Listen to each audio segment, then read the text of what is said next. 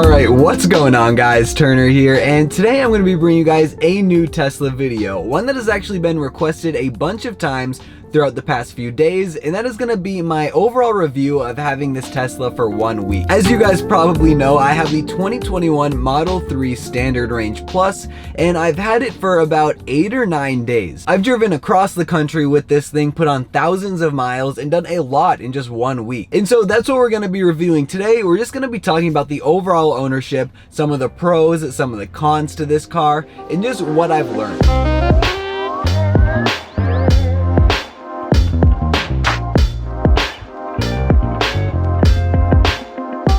So if you have a Tesla, you understand that the day before your delivery day is genuinely like Christmas as a kid. If you've ordered one this year, you probably have to wait or have waited a substantial amount of time before actually getting your car. And so the anticipation is insane once you finally get the text that your car is ready to be picked up in just 1 day away. And that leads me into the very small list of cons that I have with this vehicle. As easy as it is to order a Tesla and as great as the delivery day satisfaction is, the time leading up to that is pretty tricky. My Tesla rep would oftentimes not reply to me for a week or two. He would give me dates saying in June, oh, you'll definitely have your car by July 4th, and then me having to wait till August to get it. So that is one con, just the roller coaster of emotions that Tesla puts you through before you get your car. But the final con that I have is Tesla is actually infamous within the Tesla community for having poor quality control when it comes to delivery. Meaning that when I've gotten other vehicles, I've never had to do a full check myself to make sure that there weren't any crazy panel gaps or issues with the car. But with Teslas, of course, you have to do that. You have to make sure there aren't massive panel gaps, which I have a bunch of and personally don't care about. But for a $40,000, $50,000, $60,000 car, I feel like that should be taken care of. But even more so with my panel gaps, I actually got my car with my hubcaps falling off, which makes me feel like the hubcaps are not actually properly fitted at all to the wheel that they're sitting on. And so with that being the cons, that is not to scare anybody from purchasing a Model 3. This is just, again, my overall review. So I have far more pros than I have cons because I am obsessed with this car. So starting now, let's get into all the things I absolutely love about the Model 3.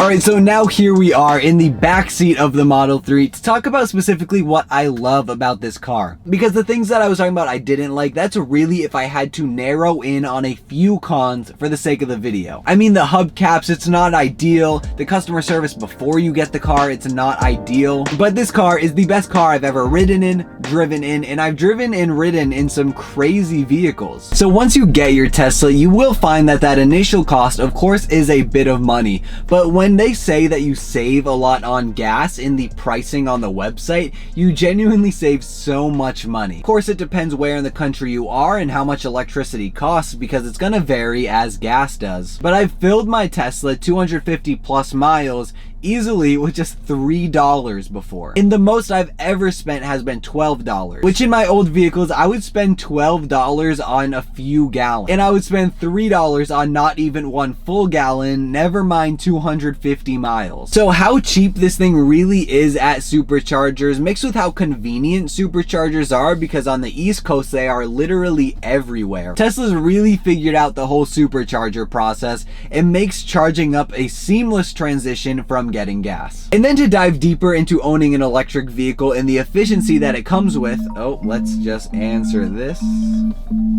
Even in the most basic Tesla and the cheapest Tesla, the Model 3 Standard Range Plus, this thing gets about 250 to 300 miles of charge. If you're using regenerative braking to the best of your ability, you can easily push this to the limit and get even more miles than you would have otherwise, making this basic and the cheapest Tesla get a ton of miles to a gallon, or a ton of miles to a battery charge, I should say. Then to transition just from electric vehicles to this car in particular, I am obsessed with the user interface that this thing comes with on its massive iPad in the center of your dashboard. Now, of course, everybody knows about this, but until I really got my Tesla, I didn't know how much I would use it. From your music to your maps to how fast you're going, to opening your trunk or your front, to controlling the fan, seeing the cameras, this thing really does everything. And that combined with the fact that the interface looks genuinely amazing and super satisfying, I don't think it's something that should go overlooked. And so using Twitch, Hulu, Netflix, or YouTube has really become an awesome feature of this thing that I use quite a bit. And then I want to dive a little bit into the Tesla community that comes surrounding this car. I think a lot of people who own Teslas know a lot about technology because the Tesla community online is unlike any other car community I've seen. The fact that the community is so big, so nice and helpful, and has huge subreddits such as Tesla Model 3,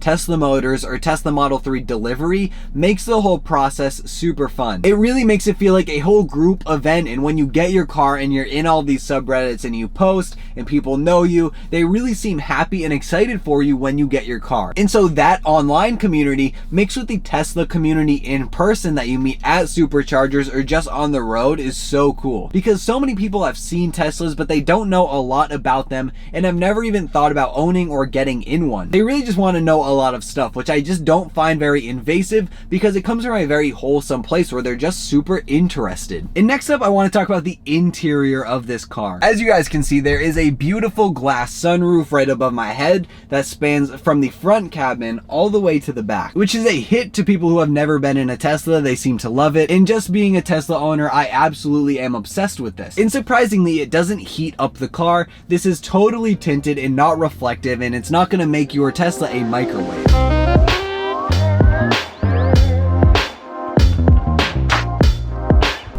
So you may have seen in the last video that my first week with this car was a bit of an interesting one because I drove it literally across the country and put thousands of miles on this just within the first few days of owning it. And the car held up so well and so much better than I expected it to, that with it being the cheapest Tesla. And so of course you can watch this video because it is genuinely just my most recent video I've posted, but while driving 30 hours straight across the country, it held up incredibly well, was a super cheap cost to drive this whole way at just about $50 or $60, which when compared to a gas vehicle is just a fraction of what it would cost. And just as a last minute thought, I want to add that the amount of trunk and frunk space you have is very surprising, because you have the frunk, which is a great amount of space, you have the trunk, and then you have the under trunk, which is just an extra compartment under the trunk that you get. But that is something I just thought about. That's not on my list, which I have right there. I genuinely just thought about that. So I will say, I think that's actually going to end the video here. Again, this was not a full in-depth review of this car.